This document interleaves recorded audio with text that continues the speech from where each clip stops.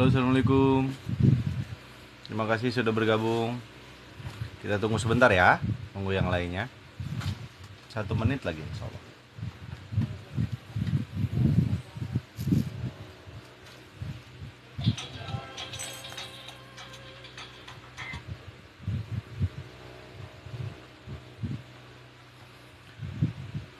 Halo, assalamualaikum.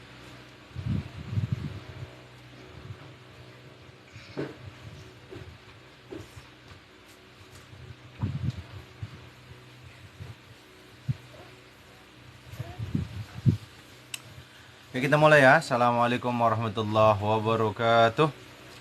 Alhamdulillah, salatu wassalamu ala rasulillah wa ala alihi wa sahbihi wa mawala. Wala hawla wala quwwata illa billah.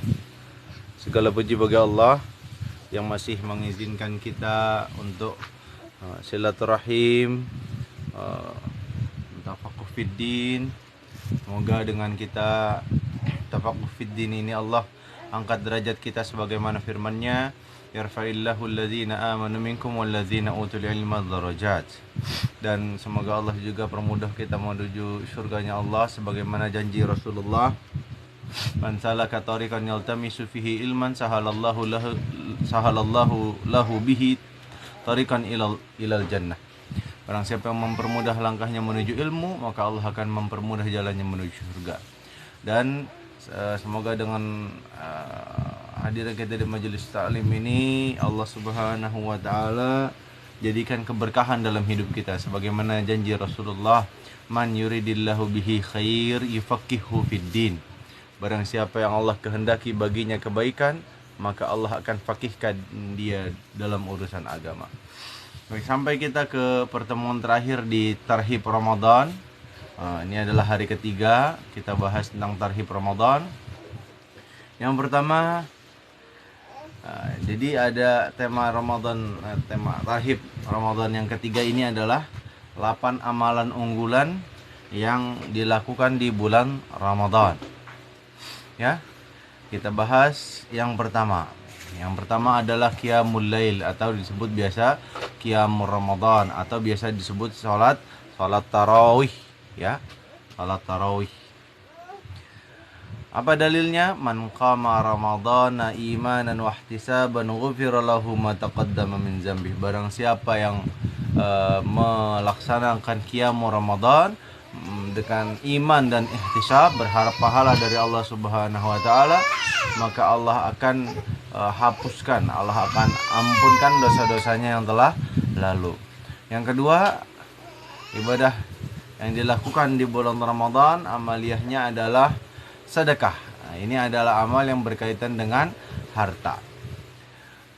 Dalam hadis riwayat Imam Muslim dikatakan kanan nabiyyu, adalah Nabi Muhammad SAW itu ajwa dan nas, yaitu manusia yang paling dermawan, paling gemar sedekah.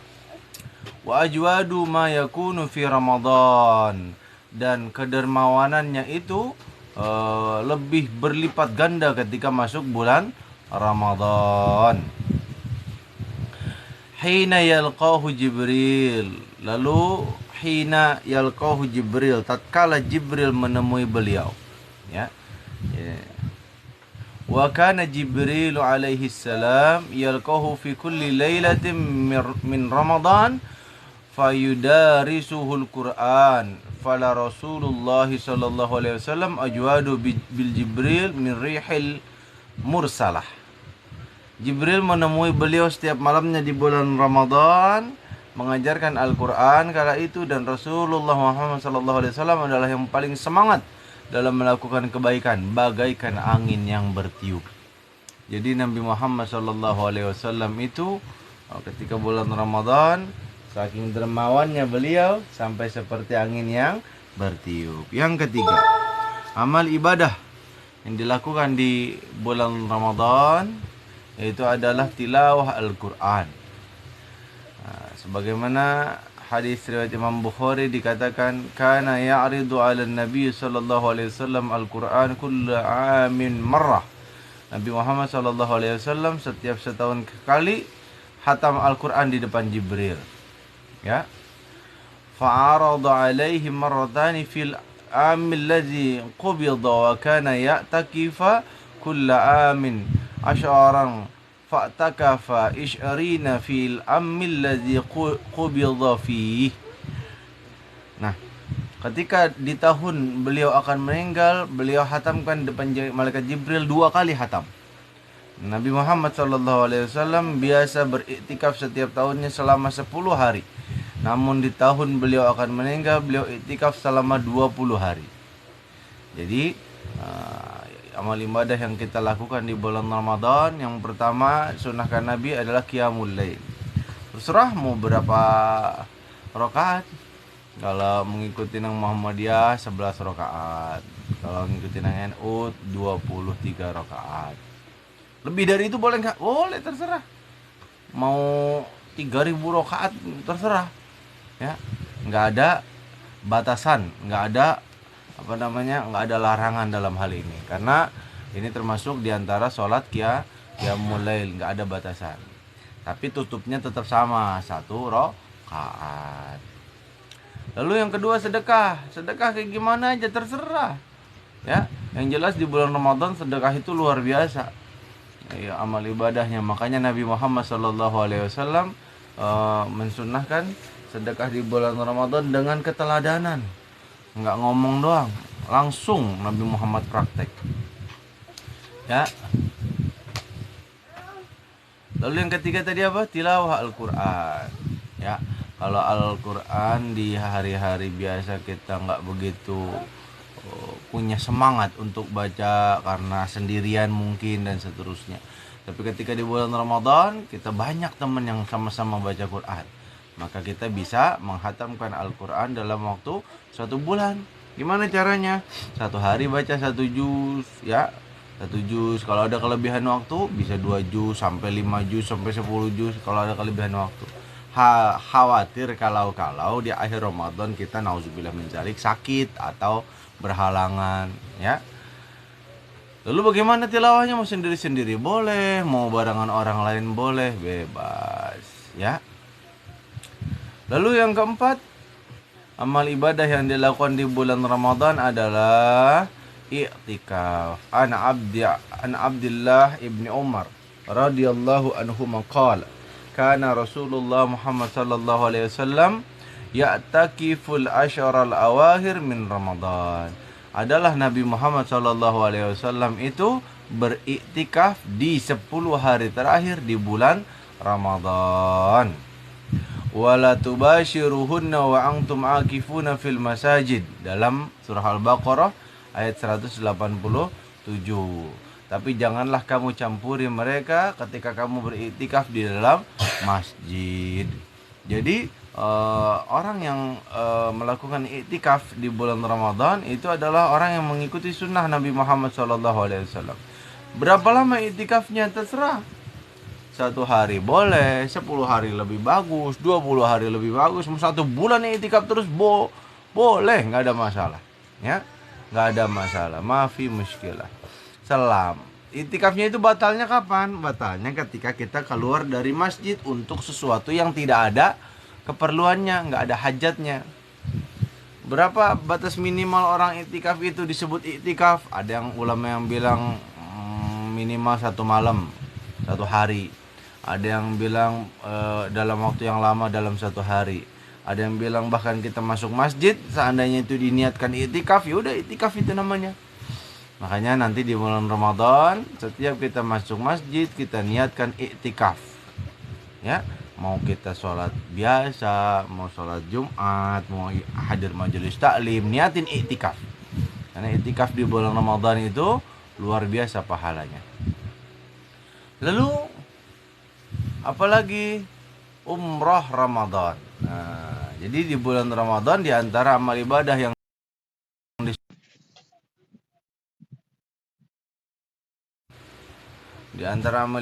disunahkan adalah kita melakukan umrah di bulan Ramadan. Dari Ibnu Abbas radhiyallahu an, Rasul pernah ditanya, apa alasanmu sehingga tidak Rasul pernah bertanya kepada seorang wanita, Apa alasanmu sehingga tidak ikut berhaji bersama kami? Wanita itu berjawab, aku punya tugas untuk memberi minum kepada seekor unta, di mana unta tersebut ditunggangi oleh ayah fulan dan anaknya.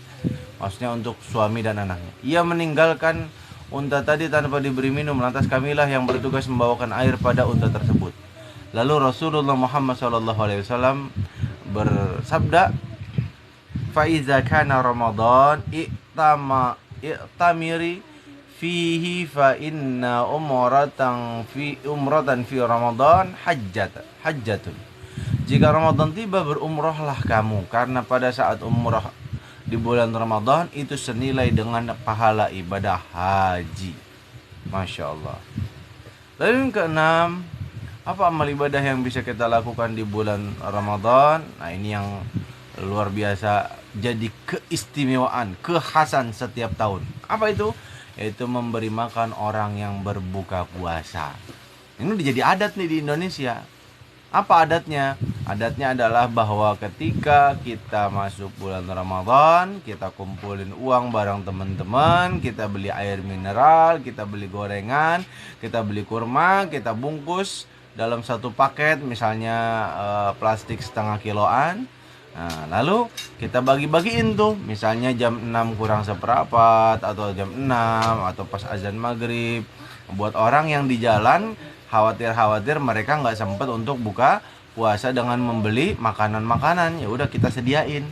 Nah, dalam hadis riwayat Imam Tirmizi, Ibnu Majah, dikatakan, man fattara shaiman kana lahu mislu ajrihi ghaira annahu la yanqusu min ajri shaimi syai'a.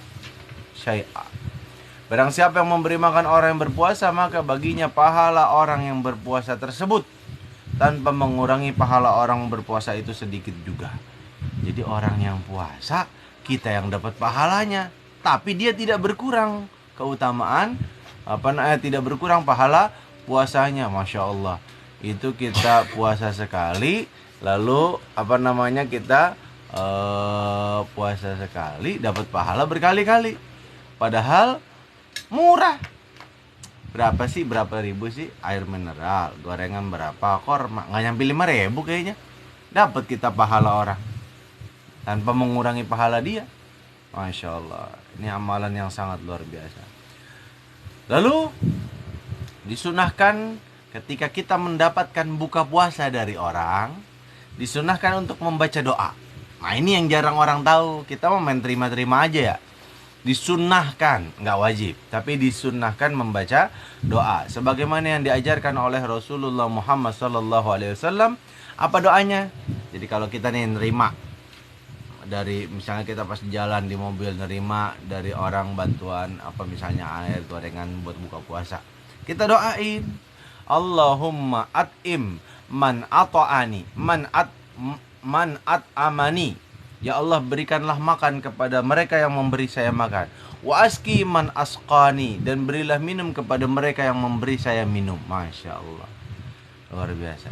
Allahumma at'im man at'amani wa aski man asqani. Ya, jangan lupa itu ya.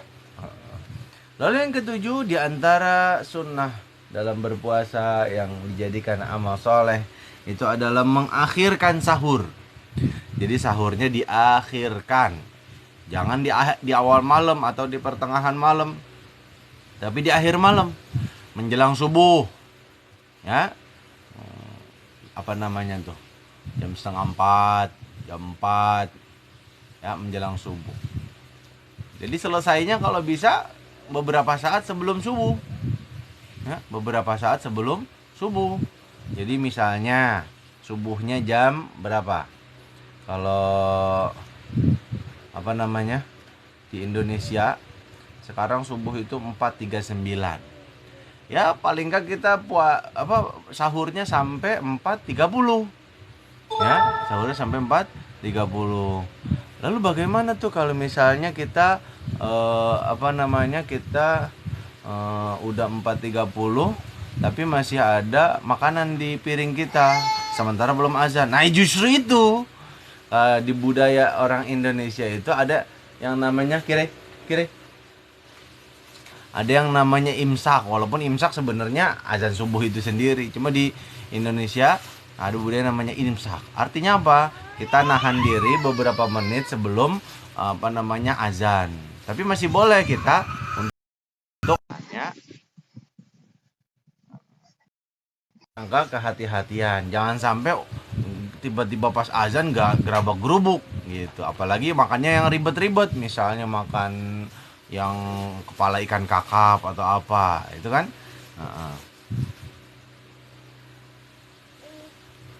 Lanjut ya. Lalu dalam hadis riwayat Imam Ahmad, ini dalilnya, man arada ayyasumu an yasumu falyastasahhar bi syai'in. Barang siapa yang ingin berpuasa, maka hendaklah ia bersahur dengan sesuatu. Lalu dalam hadis riwayat Imam Bukhari dan Muslim, tasahharu fa inna fi sahuri barakah. Sahurlah kalian karena sungguhnya dalam sahur itu ada berkah. Saya kumpulkan ada 8 keutamaan sahur.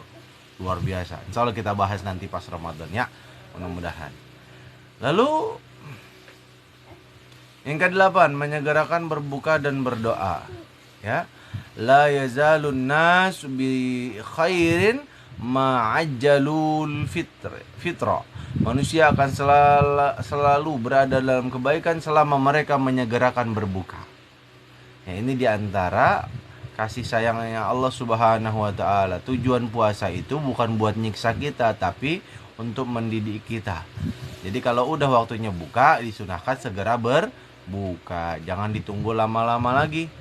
Lalu dalam sebuah hadis riwayat Imam Abu Daud dikatakan, kana Rasulullah sallallahu alaihi wasallam yuftiru ala rutobatin qabla ay yusalliya, fa inna lam yakun rutobatun fa'ala tamaratin, fa illam takun wahasawatin bil min ma'i. Rasul itu biasa berbuka puasa dengan yang namanya rutop.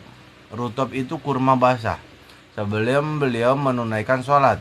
Kalau nggak ada rutop, maka beliau berbuka dengan tamar, yaitu kurma yang kering. Nah, jika tidak ada yang demikian, beliau berbuka dengan seteguk air. Insya Allah ntar pertanyaannya dibahas ya, dikit lagi. Kita selesaikan dulu pembahasan kita. Lalu apa doa buka puasa? Nah, ini yang sering diperdebatkan orang. Heran saya, kenapa sih orang suka debat? Zahabaz zama'u wa batalatul uruq wa sabatal ajru insyaallah. Itu redaksi pertama yang diriwayatkan oleh Imam Abu Daud. Nah, lucunya orang yang berdebat itu nggak sadar bahwa ternyata di riwayat Imam Abu Daud juga ada redaksi baca doa yang redaksi kedua, Allahumma lakasumtu wa ala rizqika aftartu. Jadi ada juga redaksi yang kedua. Atau hadis riwayat ada penjelasan dari Mula Ali Al-Qari, salah satu ulama mazhab Hanafi kalau saya nggak salah. Allahumma lakasamtu wa bika amantu wa ala rizqika aftartu. Ya, kata beliau, tambahan wa bika amantu adalah tambahan yang tidak diketahui sanadnya, tapi makna doa tersebut adalah sahih. Ya, jadi mau baca doa zahabaz zama'u wa batalatul uruq wa sabatal ajru insyaallah terserah, atau Allahumma lakasumtu wa ala rizqika aftartu dan seterusnya terserah ya. Nah, dua-duanya ada dalilnya. Ingat, kalau bicara tentang hadis riwayat Imam Abu Daud, apa kata beliau? Seluruh hadis dalam kitab sunanku bisa diamalkan kecuali 4 hadis. Nah, 4 hadis itu nggak termasuk yang tadi. Jadi sudahi berdebat tentang apa doa buka puasa. Oke, kita lanjut ke pertanyaan. Pertanyaan. Kalau batas imsak gimana Pak Guru? Batas imsak disebut imsak itu azan. Disebut imsak itu azan. Cuma kalau di Indonesia disebut imsak itu sekitar 10 menit sebelum azan. Itu dalam rangka kehati-hatian, jangan sampai nanti ketika azan itu mulutnya masih ada makanan. Karena batas puasa adalah subuh. Jadi kalau udah subuh nggak boleh lagi yang namanya makan. Emang sih ada dalilnya yang mengatakan bahwa walaupun udah azan, kalau misalnya di tangan masih ada makanan, habisin makanannya. Tapi itu azan apa yang dimaksud? Itu azan yang pertama, ya. Mungkin belum familiar di Indonesia itu bahwa subuh itu azannya ada dua. Ada azan yang pertama, ada azan yang kedua. Nah, untuk azan yang pertama itu supaya kita siap-siap buat ke masjid. Azan yang kedua lah itu waktu pas subuh beneran. Jadi azan yang pertama itu fajar kazib, azan yang kedua fajar sodik. Jadi ketika Nabi Muhammad bilang kalau di tangan masih ada makanan, makan aja dulu, habisin. Walaupun udah azan yang pertama, belum subuh. Ya kalau kita mau kiaskan sama di Indonesia, ya azan pertama itu ya di Indonesia disebutnya imsak. Walaupun nggak mutlak amat sih, karena kan jarak antara azan yang pertama sama kedua kalau nggak salah sepanjang membaca 50 ayat. Kira-kira berapa menit? Ya, itu tentang batas imsak. Malam Sensei Pesmop siapa sih? Saya mau nanya kenapa Ultraman mulutnya nggak bisa ngangap. Lah apa urusannya sama Ramadan? Kebanyakan nonton pemuda tersesat. Aisyah Humaira, waktu saya kos ada teman saya yang bilang kita masih boleh makan sampai azan subuh selesai. Benar nggak kak? Itu baru saya jelasin. Ya, hadis tadi bicara tentang azan subuh yang pertama. Azan subuh yang pertama itu kapan? Fajar kazib. Kalau fajar kazib itu belum waktu subuh. Disunahkan azan supaya orang-orang pada bangun, supaya siap-siap ke masjid. Nah, di zaman Nabi Muhammad azan itu dibedain, azan subuh pertama sama azan subuh kedua itu dibedain. Jadi kalau misalnya orang baru dengar azan subuh pertama, itu bukan subuh, itu azan buat siap-siap subuh. Jadi keliru kalau misalnya ada orang bilang masih boleh makan. Saya juga dulu sempat keliru karena baca teks hadisnya itu tekstual. Ya, setelah mendapat penjelasan dari para ulama, oh ternyata maksudnya bukan begitu. Maksudnya itu adalah tentang azan subuh yang pertama, dan itu belum masuk subuh. Jadi kalau udah subuh makanya di Indonesia ada imsak itu supaya orang Indonesia nggak gampang lalai. Karena ulama Indonesia tahu betul tabiat orang Indonesia itu kayak gimana. Ya. Assalamualaikum warahmatullahi wabarakatuh. Waalaikumsalam warahmatullahi wabarakatuh. Jika ada yang ditanyakan yang lain silakan.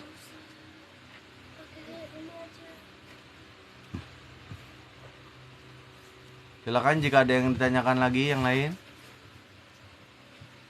Yang belum follow boleh tolong di follow dulu. Nanti insya Allah kalau kalian follow setiap saya live streaming, kalian akan dapat notifikasi bahwa saya lagi live streaming. Insya Allah ke depan kita akan rutinkan ya, ngaji setiap maghrib sampai isya. Kalau perlu kita namain ini namanya maghrib isya. Magis maghrib isya. Boleh kita namain magis taklim. Maghrib sampai isya kita taklim. Cakep tuh. Ya, insya Allah kita jalanin aja dulu sebisa kita.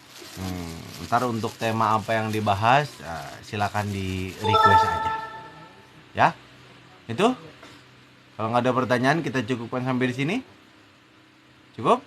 Ya, mudah-mudahan kita semua sama-sama diberikan oleh Allah kekuatan, kesempatan untuk memasuki bulan Ramadan supaya kita nanti pas masuk Ramadan dalam kondisi yang sebaik-baiknya. Mau tanya Sensei, pas puasa saya pernah sakit mah terus muntah, apakah masih sah puasanya? Muntah yang dimaksud membatalkan puasa itu adalah muntah yang disengaja. Muntahnya kita gitu. Tapi kalau muntah sakit nggak ada masalah. Ya. Lagi pula kalau udah tahu mah, kalau bisa ada penanganan khusus. Misalnya sebelum subuh minum obat mah, habis buka puasa minum obat mah, sebelum tidur makan obat mah dan seterusnya, supaya nanti pas puasanya lancar begitu ya. Tapi kalau misalnya masalah sah puasanya ya sah aja, tapi pas muntah, habis selesai muntah langsung kumur-kumur dan dibuang, karena ketika kita muntah yang dalam mulut kita itu masih ada najis, karena status muntah itu adalah najis. Kalau puasa boleh vaksin? Enggak. Vaksin itu apa? Vaksin itu kan tidak memberikan makan kepada tubuh, tidak memberikan efek apapun kepada tubuh, dalam arti nggak bikin kenyang. Ya, yang dilarang itu adalah menyuntikkan cairan atau asupan makanan ketika kita sedang puasa. Itu haram. Bukan haram. Batal. Itu batal puasanya. Bukan haram ya, batal puasanya. Ya. Oke, ada lagi yang mau ditanyakan? Jika tidak, saya cukupkan sampai di sini.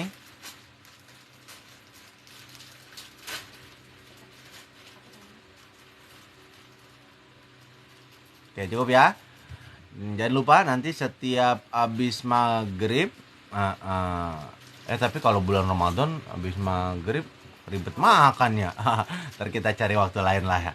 Tapi yang jelas lumayan menarik juga nih. Jadi ntar habis bulan Ramadan mungkin kita bisa rutinkan kajian habis maghrib sampai menjelang isya. Ya, kalau pas bulan Ramadan kira-kira bagusnya kapan menurut kalian?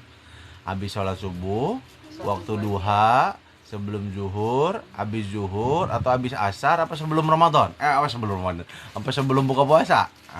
Kira-kira kapan menurut kalian bagusnya? Komentar ya.